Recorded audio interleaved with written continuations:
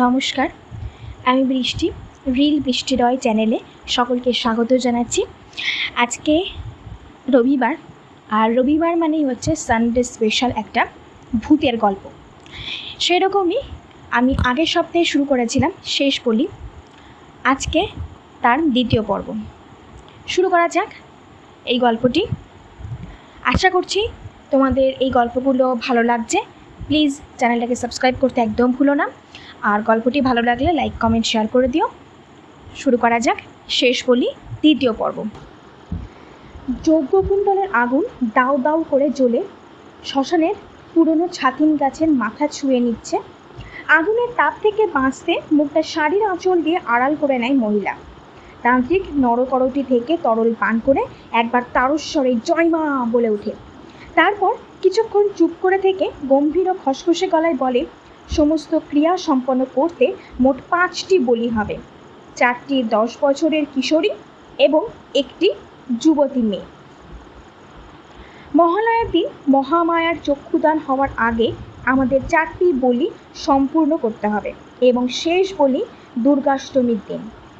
প্রত্যেকটি বলির 2 দিবস পূর্বে নির্বাচিত মেয়েটির চুলের গাছা আহুতি দিতে হবে যজ্ঞকুণ্ডলে। মহিলাটি এতক্ষণ চুপ করে বসেছিল, এবার বলল, কিন্তু বাবা, গ্রামে এখন সকলেই সতর্ক হয়ে গিয়েছে। কেউ আর তাদের মেয়েদের, এমনকি ছেলেদেরও একা বেরোতে দেয় না। তাহলে বলির জোগাড় হবে কিভাবে? তান্ত্রিক বলে, যদি বাড়ির বাইরে না হয় তবে বাড়ির ভেতরে ঢুকে বলির জোগাড় করতে হবে। মহিলাটি জিজ্ঞাসু গলায় বলে, বাড়ির ভিতরে মানে? তান্ত্রিক একটু হেসে জবাব দেয়, বন্ধু সেজে বাড়িতে ঢুকে নিজের কাজটা হাসিল করে নিবি, আর বোঝাতে হবে। মহিলা কুটিল হাসি হেসে ঘাড় নাড়ায়। তান্ত্রিক মহিলার উদ্দেশ্যে বলে, যা তো, এবার দূর হ, আমি এবার ধ্যানে বসবো। মহিলাটি চলে যাবার পর একটি স্থূলকায় ব্যক্তি এসে হাত জোড় করে দাঁড়ায় তান্ত্রিকের সামনে। তারপর বিচ্ছিরি কিরকমভাবে মুখের ভঙ্গি করে হেসে বলে, ঠাকুর, কাজ হয়ে গেছে। জমিদার বাড়ির দক্ষিণে প্রাচীরের গায়ে শিউলের রক্ত দিয়ে চিহ্ন এঁকে দিয়েছি, কিন্তু ঠাকুর, আমি বুঝতে পারছি না, সমস্ত উপাচার সম্পন্ন করতে 6টি বলি প্রয়োজন, অথচ আপনি সরলাকে 5টি বলির কথা কেন বললেন? এবার অট্ট হাসিতে ফেটে পড়ল তান্ত্রিক।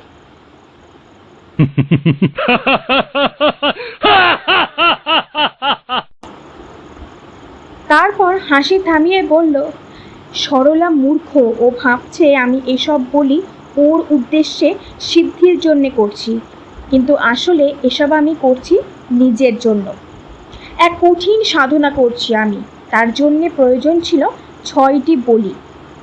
এমন সময় সরলা তুরুপে তাস হয়ে নিজেই আমার কাছে আসে। জমিদার বাড়ির প্রতি ওর হিংসাকে আমি অস্ত্র হিসাবে ব্যবহার করি। সমস্ত উপাচার নির্বিঘ্নে হলে আমি হব সবচেয়ে শক্তিশালী। এমন কোনো কাজ থাকবে না যা আমি করতে পারবো না। এমনকি জন্ম মৃত্যুর নিয়ন্ত্রণ হবে আমার ইশারায়, কিন্তু আমার কাজে বাধা হয়ে দাঁড়ায় স্বয়ং ওই মহামায়া, জমিদার বাড়ি প্রতিষ্ঠিত জাগ্রত মা দুর্গা। সে থাকতে কোনোভাবেই আমাকে আমার অভীষ্ট লক্ষ্যে পৌঁছতে দেবে না। মহালয়ায় মায়ের চক্ষুদান সম্পন্ন হওয়ার পূর্বে আমাকে 4র্থ বলি সম্পন্ন করতে হবে এবং তারপর জমিদার গিন্নি তার 2 সন্তানকে একা রেখে দেহ রাখবেন। জমিদার বাড়িতে অসুচ পড়বে আর মহামায়ার পুজো বন্ধ হয়ে যাবে। আর মহামায়ার চক্ষুদান না হলে মহামায়াও আমার কাজে বাধা সৃষ্টি করতে পারবে না। হা হা হা হা। এতটা বলে আরেকবার অট্ট হাসিতে ফেটে পড়ে তান্ত্রিক।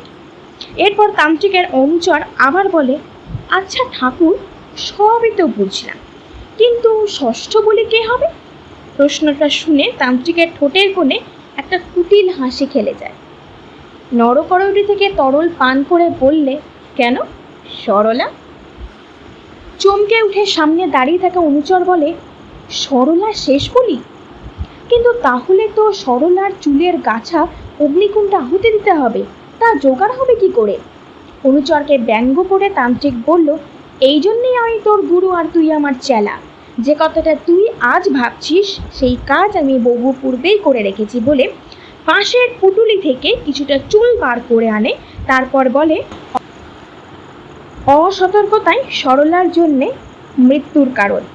তান্ত্রিকের অনুচর বলে ওঠে, ধন্য প্রভু, আপনি মহান। জমিদার বাড়ির ঠাকুর দালানে বসে এক মনে মালা গাচ্ছে অন্নপূর্ণা। রাতে একটা অদ্ভুত স্বপ্ন দেখে সকাল থেকে ওর মনটা কেমন খুঁতখুত করছে।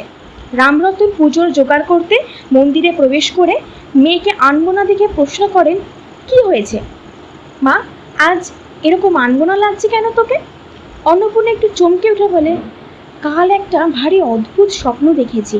জানো তো বাবা, আমার মনে হয় মা দুর্গা আমাকে কিছু বলতে চাইছে। কিছু বলতে চাইছে মানে? কি কি দেখেছিস, গুছিয়ে বল তো মা। অন্নপূর্ণা বলতে থাকে, দেখলাম একটা যজ্ঞকুণ্ডলে দাউ দাউ করে আগুন জ্বলছে, তারপরে চারিদিকে কান্নার আওয়াজ। জানো তো বাবা, আমি কি দেখলাম, মায়ের প্রতিমায় চোখ নেই। কি বলছিস, মায়ের প্রতিমায় চোখ নেই? এ তো ভালো লক্ষণ নয়।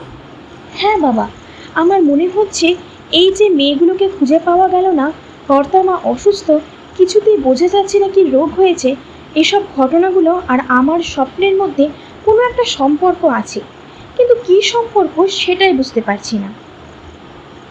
রামরতন বললেন, জানি না রে মা, কি যে হচ্ছে এই গ্রামে, এখন সবই মায়ের হাতে। এখন আয় তো, পুজোটা সেরে নি। আজ মায়ের কাছে আমি কর্তার মায়ের নামে একটা বিশেষ পুজো করব। মাই এখন সব কিছু রক্ষা করতে পারবেন। কিন্তু পুজো করতে বসে হঠাৎ রামরতন অসুস্থ হয়ে পড়েন।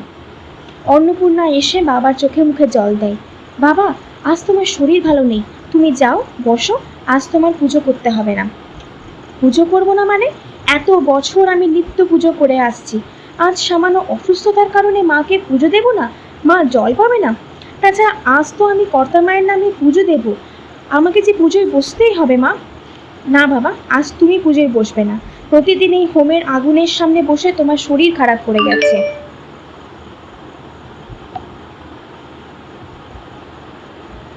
তুমি যদি অনুমতি দাও, আজকের পুজো আমি করি।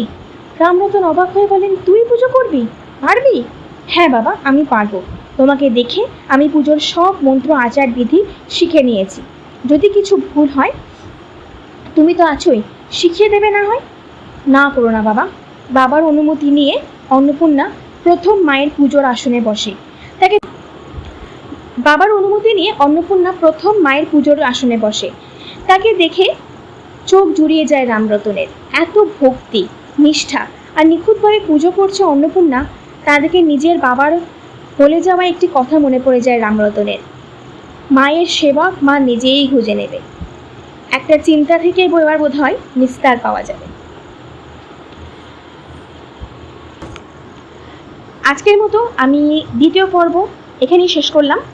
শেষ বলি, দ্বিতীয় পর্ব সমাপ্ত হলো, তবে আরও অনেক অনেক পর্ব রয়েছে। সেই পর্বগুলোকে শোনার ইচ্ছা আশা করছি তোমাদের মনে এখন জেগে গেছে যে কী ঘটনা ঘটতে চলেছে, কে বলি হবে শেষ, সকলে কি মারা যাবে না, আর পরবর্তী ঘটনা কি ঘটতে চলেছে, সকলের মনের এই প্রশ্নের উত্তর দিতে আমি আবার আসবো নেক্সট সানডে স্পেশাল গল্প নিয়ে। তো প্লিজ তোমরা আমার এই চ্যানেলটাকে অবশ্যই সাবস্ক্রাইব করো আর প্রচুর প্রচুর প্রচুর শেয়ার করো। নতুন বন্ধুদের উদ্দেশ্যে একটা কথাই বলবো যে প্রথম পর্বটা অবশ্যই শুনো, তার জন্য তোমাদেরকে চ্যানেলটাকে সাবস্ক্রাইব করতে হবে এবং প্রথম পর্বগুলোকে শুনতে হবে, তবে তোমরা দ্বিতীয় পর্বগুলো বুঝতে পারবে, বাকি পর্বগুলো তোমাদের ক্লিয়ার হয়ে যাবে। তো চলো, আজকের মতো টাটা।